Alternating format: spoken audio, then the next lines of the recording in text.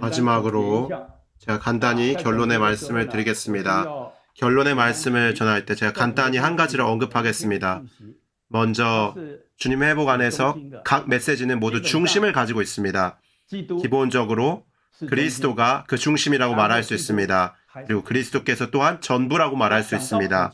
전부라고 말할 때 그 의미는 장래에 하나님의 뜻의 완성을 포괄하는 것이죠. 새 예루살렘 역시 그리스도입니다. 확대되신 그리스도입니다. 우리 각 사람은 그리스도인으로서 그리스도를 살고 그리스도를 확대하고 함께 건축되어 단체적인 그리스도가 되어 새 예루살렘을 이루어내는 것입니다. 따라서 우리가 보는 모든 메시지는 바로 이 노선 안에서 말하고 있습니다.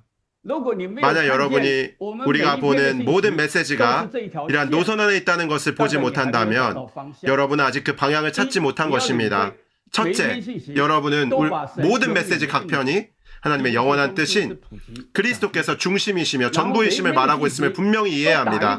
또한 모든 메시지 각 편은 하나의 중요한 점을 다루고 있는데 그것은 여러분이 반드시 그분의 복사판이 되어야 한다는 것입니다. 여러분이 반드시 그분의 복사판이 되어야 합니다. 왜냐하면 결국에 궁극적으로는 여러분 개인이 그분의 복사판이 될 뿐 아니라 우리가 단체적으로 건축되어 그분의 복사판이 될 것이기 때문입니다.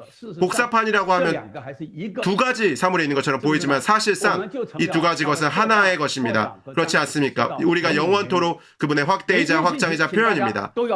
영원토록 영원입니다. 이러한 관점을 갖고 각 메시지를 읽으시기 바랍니다. 제가 이러한 관점을 가지고 6편의 조감을 살펴보도록 하겠습니다. 로마서 1번은 살아있는 별이신 하늘에 속한 그리스도에 대한 최신의 즉각적인 살아있는 이상을 말합니다. 첫 번째 중점은 박사들이 그분의 별을 떠오르는 것을 보고에다가 동그라미를 치셔야 합니다. 그리고 두 번째 중점은 그 박사들이 잘못 이끌려 갔지만 성경 말씀으로 바로잡힌 후에 별이 다시 나타나서 그들을 인도했습니다. 인도받은 후에 그들은 그리스도를 찾아냈죠. 먼저 그분의 별을 보고 그 후에 그분을 찾아낸 것입니다. 찾아낸 이후에는 어떻습니까? 주님께서 꿈에서 인도하셨죠. 그래서 원래의 길로 되돌아가지 않게 되었습니다. 그들은 따라갔습니다. 빛나고 살아있는 별이신 그리스도를 따르는 것입니다. 빛나고 살아있는 별이신 그리스도를 따르는 것입니다. 따르고에 밑줄을 그십시오. 그리고 넷째는 되는 것입니다. 여러분도 별이 되어야 합니다. 다니엘서 12장 3절에 많은 이들을 의로 이끈 이들은 별처럼 영원 무궁히 빛날 것이라고 말했습니다. 그분이 별이시고 우리도 별이십니다. 그런데 여러분이 어떻게 별이 될 수 있겠습니까? 우리에게는 신언자가 말한 더 정확한 말씀이 있죠. 어둠 속을 비추는 등불과 같습니다. 하늘이 밝아질 때까지 기다리면 샛별이 우리 안에 나타나는 것이죠. 샛별이 된다는 것은 우리 안에 나타난다는 것이죠. 그리스도께서 우리 안에 나타난 것입니다. 오늘 우리는 그분의 말씀을 주의 깊게 들어야 합니다. 이제 적용을 말해보겠습니다. 첫 번째, 보는 것이죠. 두 번째는 찾아내는 것입니다. 세 번째는 따르는 것이고 네 번째는 되는 것입니다. 함께 선포해보겠습니다. 첫째는 보는 것, 둘째는 찾아내는 것, 셋째는 따르는 것, 넷째는 되는 것입니다. 제가 여러분에게 말하겠습니다. 역사적으로 볼 때 지난 2000년 동안 종교적인 장소에서 하나님 길이 없으셨죠. 결국 하나님은 동방에 오셨습니다. 별자리를 보는 사람들을 찾아냈고 그들은 그분의 살아있는 별을 보았죠. 2000년 후에 온 기독교계는 매우 불행하게도 종교적인 길에 빠졌죠. 그리스도 이외의 일들에 열광적이게 되었습니다. 주님은 동방에서 워치만니, 위트니스를 찾았습니다. 오늘 우리는 그들을 높이는 것이 아니죠. 그들은 진정으로 살아있는 별을 본 이들입니다.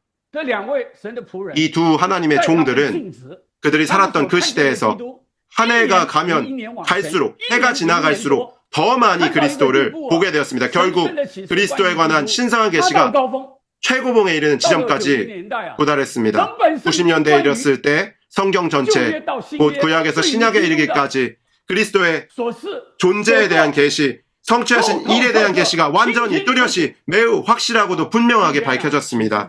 오늘 그 계시는 하나님과 우리 사이에 주어졌죠. 이것은 살아있는 이상입니다. 이것은 즉각적인 이상입니다. 또한 최신의 이상입니다. 그들의 봄으로 말미암아 우리가 그들을 따라가며 봄으로 말미암아 결국 마침내 그리스도를 찾아낸 것이죠. 완전히 보게 되는 것입니다. 오늘 제가 여기 앉아 계신 형제 자매님들께 진정으로 권면하고 있습니다. 이 이상을 따라가십시오. 우리가 이 이상을 따라가면 결국 우리는 이 별의 복사판이 될 것입니다. 그 길은 그림과 깊은 관련이 있습니다. 하나님에는 그림이 있죠. 오늘 그 그림은 모두 펼쳐져 있는 그림입니다. 만약 저와 여러분 모두가 매일매일 아침 신실하게 아침 부흥 책자를 추구한다면, 매일 저녁 라이프 스터디 공동 추구를 따라간다면 여러분을 살아있는 별이 되도록 보존할 것입니다. 가시겠습니까? 가시지 않겠습니까? 적용입니다. 두 번째 로마 숫자입니다. 그리스도는 의사이시며 신랑이십니다. 강건한 사람은 의사가 필요가 없죠. 병든 사람만이 의사가 필요합니다. 우리 몸이 아주 건강합니까? 의사가 필요합니까? 필요 없습니다. 여러분께 말씀드립니다. 그렇다면 여러분은 끝난 것입니다. 그분은 의사십니다. 여러분이 병이 없다고 말한다면 의사가 필요 없겠죠. 병이 없다고요? 여러분은 성질에 빠진 적이 있습니까? 여러분은 타락한 성격에 빠진 적이 있습니까? 여러분은 타락한 육체에 빠진 적이 있습니까? 여러분은 자기 자신에 빠진 적이 없습니까? 여러분의 가정은 화목합니까? 여러분의 집에는 혼란이 있지 않습니까? 기관 단체에서, 사회에서 스스로 돌아보십시오. 여러분은 병든 자임을 알아야 합니다. 오늘 우리는 반드시 여러분이 누구인지를 분명히 이해해야 하죠. 여러분은 어떤 종류의 사람입니까? 더 강하게 말해도 좋겠습니까? 내가 강건하다고 주장하다면 의사가 필요 없습니다라고 하겠죠. 여러분과 저는 이 구절을 자주 인용합니다. 그는 병들었기 때문에 의사가 필요한 것이죠. 여러분은 여태까지 자신이 의사가 필요하다는 생각을 한 번도 해본 적이 없습니까?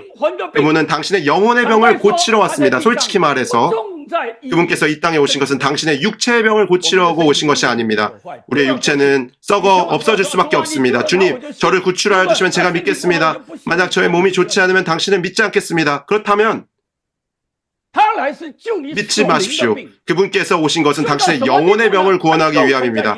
어느 정도까지 구원하십니까? 그분께서 당신 안에 조성되시는 분이 되실 정도까지입니다. 당신은 그분의 대필이 될 수 있습니다. 그분은 신랑이십니다. 그분께서 의사이신 것은 신랑이신과 짝을 이루시는 분이 되시기 때문이죠. 그분께서 당신을 치료해 주시면 당신이 신부가 되는 것입니다. 이것이 성경 전체가 말하는 내용이죠. 이것은 단일한 계시가 아니라 모든 것을 포함한 계시입니다. 세 번째입니다. 예수입니다. 그리스도 왕 구주는 이름을 가지셨죠. 예수란 무슨 뜻입니까? 여호와 구원자입니다. 우리를 우리 자신들의 죄들에서 구출하기 위한 것이죠. 또한 사람들이 그분의 이름을 임마누엘이라 부를 것입니다. 먼저는 예수이고 그 다음은 임마누엘입니다. 여러분은 무엇을 읽어낼 수 있습니까? 임마누엘은 하나님께서 우리와 함께 계신다는 뜻이죠. 그분은 예수, 우리를 구원하시는 분이시죠. 물론 우리가 나는 거듭나 구원받았다, 난 이미 내 죄에서 구원받았다 이렇게 말할 수 있겠죠. 구원은 그가 이루신 일이라는 관점에서 맞습니다. 그렇습니다. 그러나 체험에 있어서는 아직 그렇지 않습니다. 동의하지 않으십니까? 그럼 주 예수님을 부르는 게 어떻겠습니까? 우리 함께 부르짖읍시다. 오, 주 예수님. 매일 견디기 힘들 때 무엇을 부르짖어야 할까요? 화가 심일 때 어떻게 해야 합니까? 세상이 탐나고 사랑스러울 때 어떻게 해야 할까요? 왜 그분을 부르짖어야 합니까? 왜냐하면 그분께서 우리를 구원해 주시는 분이기 때문입니다. 아멘. 왜냐하면 우리가 그분께서 구원해 주시는 것은 부족합니다. 그분은 반드시 우리의 임마누엘이 되셔야 합니다. 하나님께서 우리와 함께 하셔야 합니다. 이 얼마나 축복받은 일입니까? 오늘 그분은 그 영으로서 우리와 함께 계십니다. 항상 우리와 매 순간 함께 계십니다. 성경에 기록되어 있죠. 그분께서 매일 우리와 함께 하신다고 말합니다. 체험으로 말하자면 여러분은 반드시 집회에 참석해야 합니다. 성경에 기록되어 있습니다. 비록 두세 사람이 함께 모인 작은 그룹이어도 그분께서 우리 가운데 계신다고 말하기 때문이죠. 모세가 좋지 않습니까?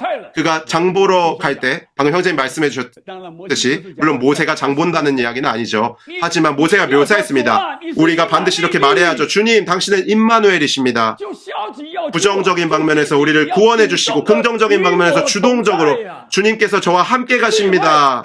집에서도 저와 함께 계셔야 합니다. 외출할 때도 저와 함께 하셔야 합니다. 주님, 당신을 위해 일할 때도 저와 함께 하셔야 합니다. 이렇게 기도해야 합니다. 그분은 매일 우리와 함께 하실 것입니다. 결국 새 예루살렘이 여호와께서 거하시는 처소라고 불릴 것입니다. 신약 성경 전체가 임마누엘의 이야기입니다. 그분은 한편으로는 예수님이시고 다른 한편으로는 임마누엘이셔서 하나님의 영원한 말씀을 이루셨습니다. 보십시오. 이것이 바로 우리가 말하는 결정 연구의 네 번째 메시지입니다. 과정을 거치신 삼위 하나님의 중심이신 그리스도에 관한 것이죠. 한면으로 아까 형제님께서 분명히 말씀해 주셨죠. 이 중심이라는 뜻은 아들이 아버지와 영 중간에 위치했다는 뜻이 아닙니다. 그런 뜻이 아니죠. 이는 아버지께서 아들 안에 체현되시고 아들이 그 영으로 실제화 되신 과정을 가르쳐 말하는 것입니다. 이 과정 속에서 그분은 과정을 거쳐서 완결되신 그 영이 되십니다. 그러므로 그분은 과정을 거치신 삼위 하나님의 중심이신 그리스도입니다. 이 메시지는 바로 그 점을 다루고 있습니다. 그러나 이것만으로 부족하죠. 그분은 계속하셔야 합니다. 그분은 그 영이 되셨습니다. 오늘 그분은 우리 영 안으로 분배되십니다. 계속하여 중심이 되십니다. 우리 안에 건축하시고 또한 우리로 하여금 그분 안에 건축되게 하십니다. 아멘. 결국 새 예루살렘이 되시는 것입니다. 이 하나님은 건축하시고 건축되신 하나님이십니다. 그러므로 체험에 있어서 에베소서 3장 17절을 기억해야 합니다. 그리스도는 우리 안에 거처를 정하고자 하십니다. 이것이 그리스도 곧 삼위 하나님의 중심이십니다. 그분은 끝까지 새 예루살렘을 이루어내고자 하십니다. 메시지 5번에서는 우리에게 안식을 주시는 분이신 그리스도에 대해 말하죠. 오늘날 사람들이 이 부분을 이렇게 인용합니다. 오늘 제 몸이 매우 피곤합니다. 저는 안식이 필요합니다. 환경이 좋지 않습니다. 저는 안식이 필요합니다. 그러나 주의하십시오. 주님께서 이 말씀을 하실 때 그분의 멍에를 짊어지라고 하셨습니다. 소 위에 멍에가 있습니다. 우리가 말하는 안식은 멍에 없이 안식하는 것이 아니죠. 여러분 이해하시겠습니까? 멍에가 없는 안식이 아닙니다. 멍에가 있는 안식이죠. 그 멍에가 무엇인지를 주님께서 친히 분명히 말씀하셨습니다. 그분의 멍에는 아버지의 뜻을 행하는 것입니다. 오늘 아버지의 뜻은 복음을 전하는 것입니다. 여러분 가겠습니까? 당신은 그 뜻이 일하는 것이라고 말합니다. 아버지의 뜻은 성도를 돌보라고 하십니다. 가겠습니까? 당신은 그 뜻이 일하는 것이라고 말합니다. 결국에 복음 전하는 것도 안 합니다. 일도 안 합니다. 집에 누워서 TV를 봅니다. 매일매일 정말 안식이 넘치는구나. 아닙니다. 하나님의 뜻을 행하기 위해서는 그분에게서 배워야 합니다. 주님께서 아버지를 위해 일하실 때, 아버지의 뜻을 행하려고 하실 때 사람들은 반대했죠. 방금 형제님께서 이미 지적했듯이 거절했습니다. 받아들이려는 사람이 한 사람도 없었죠. 오늘 당신이 나가서 복음을 전할 때 사람들이 받아들이지 않는다면 어떤 기분이 드나요? 오늘 괜히 나왔구나. 내가 나가든 안 나가든 똑같지 않습니까? 제가 나가느냐 마느냐 차이가 있습니까? 결코 아닙니다. 여러분이 나가느냐 마느냐가 문제가 아니라 여러분에게 안식이 있는가의 문제입니다. 주님께서 그곳에서 일하실 때 사람들이 거절하자 아버지께 선포하셨죠. 아버지, 이렇게 된 것이 아버지께서 보시기에 매우 기쁜 일이었습니다. 아버지께서 이러한 것들을 지혜롭고 총명한 사람들에게는 숨기시고 어린 아기들에게는 계시하셨으니 그럼 우리가 매번 나갈 때마다 사람들은 원하지 않죠. 하지만 주님 당신을 찬양합니다. 주님, 지혜롭고 통달한 자들에겐 숨겨져 있습니다. 주님, 여전히 당신의 경륜을 찬양합니다. 여러분은 그들을 구원받게 할 필요가 없습니다. 주님의 뜻은 이렇습니다. 만약 그러하다면, 주님의 뜻이 그러하다면 우리 모두는 다만 할렐루야를 외치는 것입니다. 우리가 하나님의 뜻을 잘 읽어본다면 그것이 바로 건축이라는 것을 압니다. 교회를 건축하여 궁극적으로 새 예루살렘을 완결하는 것이죠. 어쩐지 그러니 출애굽기 25장부터 30장까지의 건축에 관한 세부 사항을 말하고 있습니다. 31장의 서두에서 건축자들에 대해 말한 이후에 바로 안식일을 다루고 있죠. 왜 그렇습니까? 그것은 우리가 주님의 건축 일을 할 때 여러분은 안식 가운데 있어야 하고 여러분이 반드시 안식하며 상쾌해야 하기 때문입니다. 여러분은 그분과 함께 배워야 합니다. 그분에게서 배우면 그분의 재생산이 돼서 그분의 발자취를 따르게 되죠. 성경은 말하죠. 방금 형제님이 말씀해 주셨죠. 에베소서를 예수 그리스도 안에 있는 그 실제대로 그리스도를 배워야 한다고 말했습니다. 이러한 배움은 모방이 아니죠. 영 안에서 그분으로 도장 찍혀 새겨지는 것입니다. 아멘 하십니까? 마지막으로 그리스도께서 하늘과 땅의 모든 권위를 가지신 분이죠. 제가 여러분에게 말씀드립니다. 최종적으로 하나의 사건이 있을 것입니다. 주님이 반드시 그분의 이기는 이들을 얻을 것이죠. 어떤 특별한 기도와 어떤 특별한 광경이 있게 될 것인데 하늘을 땅으로 가져오게 될 것입니다. 하나님의 대적하는 이들을 묶을 것이고 사탄을 결박할 것입니다. 들어보십시오. 계시록 8장 우리가 최근에 추구하고 있죠. 3절부터 5절까지입니다. 그리스도께서 바로 또 다른 천사로서 금향로를 들고 계십니다. 금향로는 무엇이죠? 바로 모든 성도들의 기도인데 이것을 어디로 가지고 오십니까? 제단 옆으로 나아갑니다. 제단은 바로 이 땅을 의미하는 것이죠. 바로 많은 향을 그분께 드리는 것입니다. 그리스도께서 드리는 제물에 우리의 기도를 더하는 것입니다. 우리의 기도는 천연적인 기도가 아니죠. 자신을 위한 기도가 아닙니다. 그리스도께서 향이 되시어 우리의 기도 안에 더해지는 것이죠. 이 한 분 그리스도 곧 또 다른 한 천사가 금향로를 들고 금향단 앞으로 나아갑니다. 금향단은 지성소 가까이 있죠. 진정한 지성소는 하늘입니다. 그리스도께서 이 금향단을 가지고 모든 성도들의 기도를 가지고 아버지가 계신 곳에 가져가는 것입니다. 성경은 어떻게 말합니까? 향로가 있고 제단의 불을 가득히 채워서 땅에 던져서 천둥과 번개와 지진이 있었다고 말하죠. 불이 있었습니다. 하나님의 심판이 있었죠. 이로써 다른 시대로 전환되는 것입니다. 구원의 시대가 또 다른 시대, 곧 하나님의 심판의 시대로 전환되는 것이죠. 사랑하는 형제자매님들, 누가 이것을 이루었습니까? 이기는 이들입니다. 누가 이것을 이루었습니까? 하나님의 권위를 사용하는 이들이죠. 누가 하나님의 권위를 사용하는 이들입니까? 그것은 바로 그 기도의 사람들입니다. 여러분과 저 모두는 오늘 이 기도를 배워야 합니다. 모두가 이 기도를 더해야 합니다. 제가 이틀 전에 이 단락을 읽었습니다. 리영재님이 말씀해 주셨죠. 저는 여러분 모두가 이런 기도를 할 수 있을 것이라고 감히 말할 수 없습니다. 이런 기도를 할 수 있는 사람은 극소수입니다. 오늘 우리가 주님의 회복 안에서 하나님의 말씀을 이루고 하나님의 뜻을 땅에 가져오려면 반드시 이러한 기도가 있어야 합니다. 아멘 하시죠? 주님께서 우리에게 이 기도를 허락해 주시기 바랍니다. 그러나 이 기도에는 조건이 있죠.